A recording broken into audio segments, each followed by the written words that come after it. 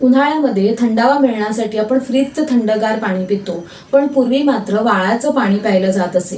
हे वाळाचं पाणी आहे ते स्पर्शाला जरी थंड नसलं तरी तुमच्या शरीराला मात्र आतून थंडावा देतं. चरकांनी वाळाचा म्हणजेच उशीर याचा उल्लेख आहे तो दाह प्रशमन औषधींमध्ये केलेला आहे.